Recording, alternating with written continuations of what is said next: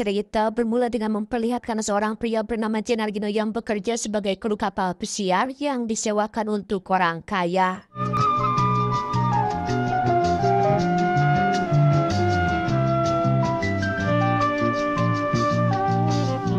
Suatu ketika kapal mereka disewa oleh seorang wanita sombong yang bernama Rafaela, di mana Rafaela ini sangat dimanja oleh suaminya dan dirinya sama sekali tidak peduli kepada perasaan orang lain. Come che si dovrebbe? Ma ricomincia! Dicono si ricorda un cazzo. L'aveva già prevista la mappa nel 70, la verità. Yang mana selama berada di kapal itu pun Rafaela sering mengejek dan menghina Gennarino sesuka hatinya. Con Entero Stali che confessa e per penitenza vi dà 3 la padella della merda. Ah, figurarsi. No, dico, non sarà che una di queste notti in un raptus ci uccide? Sappia, Gennarino, che Brezhnev, anche lui... Grazie, no, il caffè me lo fate fresco, vero? Meridionali, vero? Spaghetti sono scotti. Ma dico io, ma perché li avete fatti scuocere? Mi dispiace. Ti dispiace? Beh, sarà la fame, ma per me sono buonissimi, sa? Va bene, allora buon appetito a tutti. Semakin lama wanita itu membuat Gennarino semakin jengkel, namun dirinya yang sangat membutuhkan uang tidak bisa berbuat apa-apa. Il caffè, signor. Grazie. Suatu ketika Rafaela meminta diantar oleh Gennarino untuk menyusul suaminya yang pergi ke gua untuk melihat keindahannya. Namun di perjalanan mesin perahu mereka mati dan Gennarino tidak mampu memperbaikinya. Hingga akhirnya mereka terombang-ambing menunggu bantuan datang. Puttana gioia fedosa. Sto zucchero di battellino. Ma cos'è, si è rotto? Non cammina. Ma non ci siamo allontanati troppo? Io ce lo dissi che qua cambiava il vento, Ma dico, ma perché uscite con motorini se poi non siete capaci di farli andare? Pardon?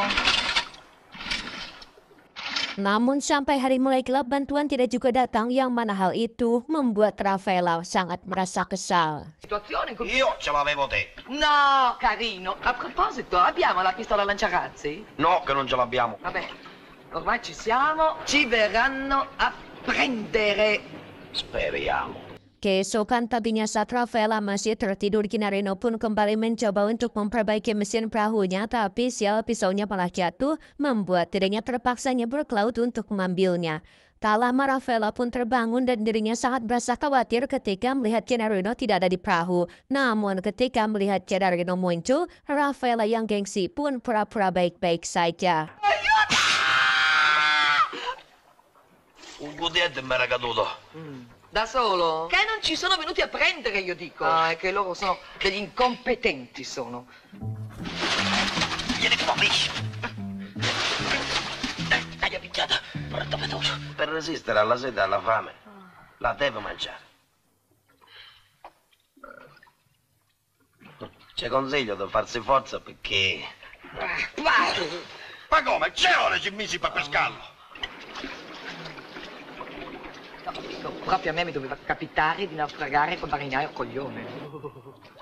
Cosa facciamo se non ci trovano domani? Setelah beberapa hari terombang-ambing di lautan tanpa tawarah, akhirnya suatu pagi Rafaela melihat sebuah pulau di dekat mereka dan dirinya pun menyuruh Gennarino untuk mengarahkan perahunya ke pulau tersebut. Aiuto! Arrivo! Oh. Faccia attenzione, signora, che il terreno è un poco accidentato. Preferisco venirci anch'io, carino. Namun setelah memeriksanya dari dataran tinggi, Gennarino menyadari bahwa ternyata pulau ini tak berpenghuni. Trattasi di isolotto, deserto. Ma come deserto, scusi! Cosa, signora? Ma perché fa così? Io non sono mica un ragazzo. Di sini Gennarino masih berniat membantu Rafaela, namun Rafaela malah menuduh bahwa Gennarino sengaja merusak mesin perahunya agar mereka terdampar di pulau ini. Mendengar itu, Gennarino yang memang tidak bersalah pun tidak terima dan tidak bisa lagi membendung emosinya. Faccio quello che sacata cazzo mi pare. Gioia. Capone maleducato quello lì. Lo metto a posto io appena torniamo. Zoccola. Puttana maiala. Stronzo! Uno stronzonissimo! Akhirnya Gennarino yang emosi pun meninggalkan Rafaela dan dirinya menemukan sebuah pondok bekas milik nelayan. Ah, tu ci sei. Vedo da pesce. Beberapa saat kemudian Rafaela mulai kewalahan sementara Gennarino dirinya sangat cepat beradaptasi di pulau itu. Terlihat dirinya berhasil mendapatkan lobster.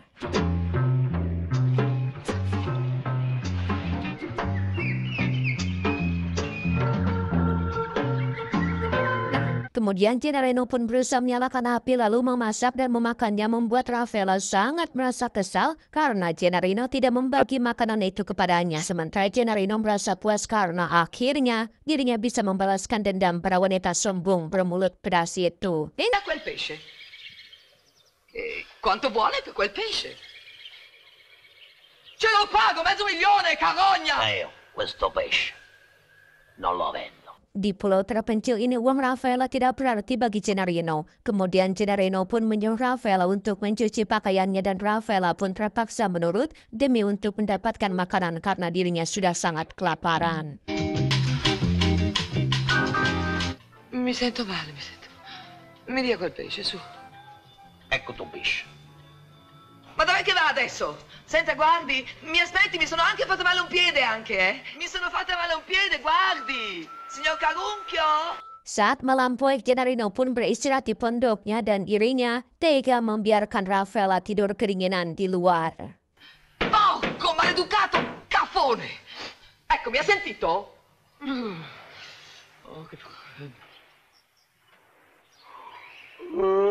Maria, caffè... Ah! Meskipun begitu, namun Rafaela masih sanggup menunjukkan kesombongannya sehingga membuat Gennarino kembali marah dan berbuat kasar kepadanya. Che te lo dico? Qua su quest'isola la femmina è nata per fare la serva all'uomo e non il contrario.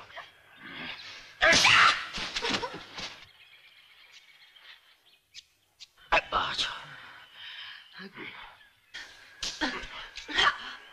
Ora puoi lavorare. Dan saat mencari ikan, Gennarino memanfaatkan Rafaela untuk membantunya. Karena sudah terbiasa dimanja, Rafaela pun bekerja sangat lambat, sehingga Gennarino pun menamparnya.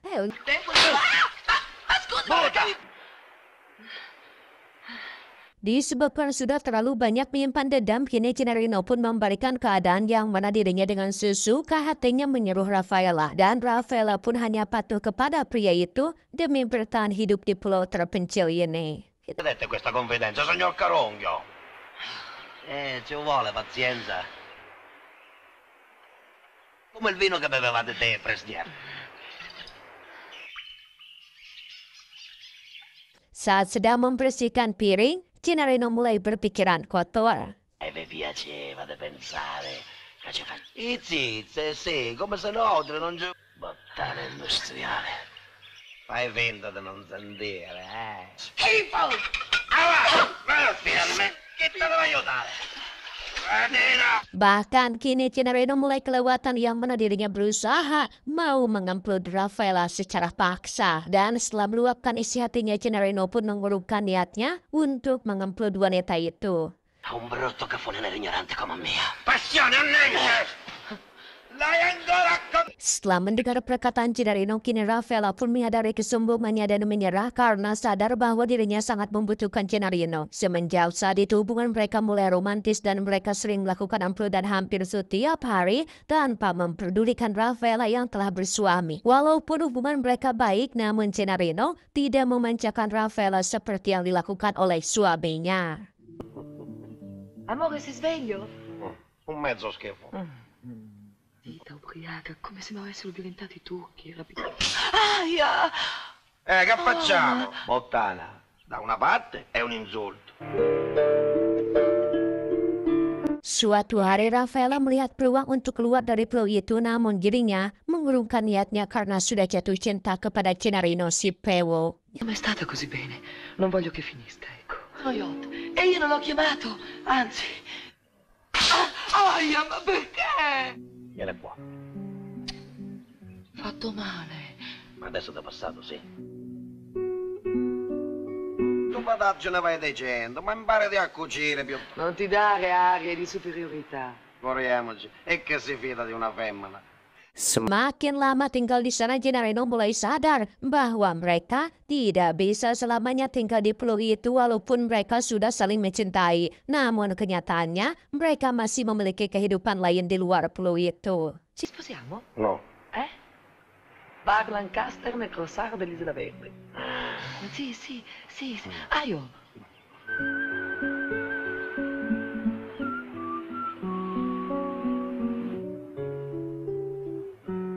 Suatu hari Gennarino tak sengaja melihat kapal mereka sedang berlayar ke arah pulau itu. No, vieni amore, nascondiamoci. Anche se vengono qui ci chiudiamo a croce che ci può trasformare di nuovo. Dici che mi amano. Voglio sapere la verità. Ma che ti importa di quello che eravamo prima? Dengan berat hati akhirnya mereka berdua pun sepakat untuk meninggalkan pulau tersebut.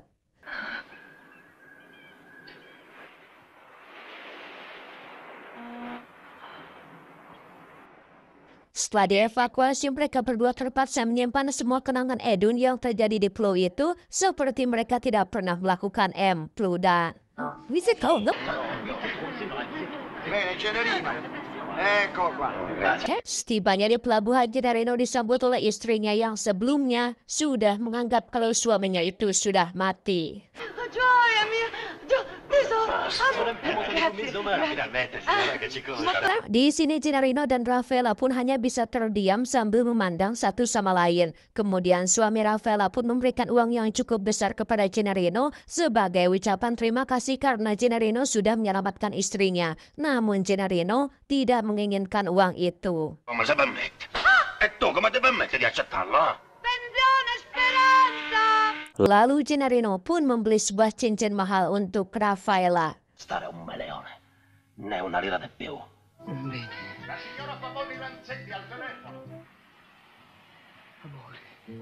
Setelah itu Gennarino pun menelpon Raffaella dan menagih bukti cinta yang diucapkan oleh Raffaella di pulau itu. Yang mana dirinya mengajak Raffaella untuk kembali ke pulau itu karena dirinya sudah tidak mencintai istrinya lagi dan hanya menginginkan Raffaella. Ci vieni tra mezz'ora al peschereccio Santa Rosalia. Ti amo più di sempre. Sì, del resto non mi importa niente. A fra mezz'ora.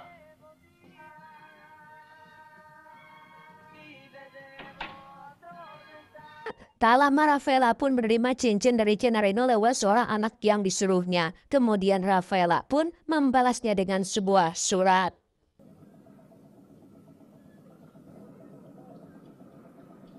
Disse di darti questo.